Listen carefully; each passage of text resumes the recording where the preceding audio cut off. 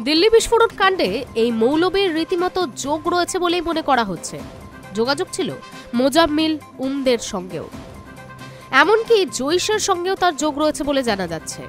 অন্যদিকে কাশ্মীরে কমপক্ষে 200 জায়গায় পুলিশ তল্লাশি চালাচ্ছে।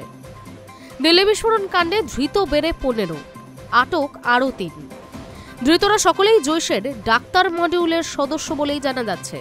এদের মধ্যে কিছু জনকে জম্মু কাশ্মীর, কিছু জনকে হরিয়ানা ও উত্তরপ্রদেশ থেকে গ্রেফতার করা হয়েছে বলেই জানা যাচ্ছে। পাশাপাশি 20 জনেরও বেশি সন্দেহভাজনকে জিজ্ঞাসাবাদ করা হচ্ছে। ধৃত চিকিৎসকদের সঙ্গে সন্দেহভাজনদের কি যোগাযোগ রয়েছে তা জানার চেষ্টা চলছে। ধৃতদের মধ্যে জম্মু কাশ্মীরের শোপিয়ান জেলার এক মৌলবীও রয়েছে বলে জানা যাচ্ছে। দীর্ঘদিন ধরেই তদন্তকারীদের আতশ কাছের তলায় ছিল এই মৌলবী। শ্রীনগরের একটি সরকারি মেডিকেল কলেজে প্যারা মেডিকেল স্টাফ হিসেবেও কর্মরত ছিলেন তিনি। প্রাথমিক তদন্তে তদন্তকারীদের অনুমান মেডিকেল ছাত্রদের মগজ ধোলাইয়ের কাজটাও একাই অনেকটাই করতেন এই মৌলবী। কোন পথে সেই কাজ চলত, গোটা নেটওয়ার্কে তার ভূমিকা কি ছিল, সবটাই খতিয়ে দেখছে তদন্তকারীরা। দিল্লি বিস্ফোরণ কাণ্ডে এই মৌলবীর রীতিমতো যোগ রয়েছে বলেই মনে করা হচ্ছে।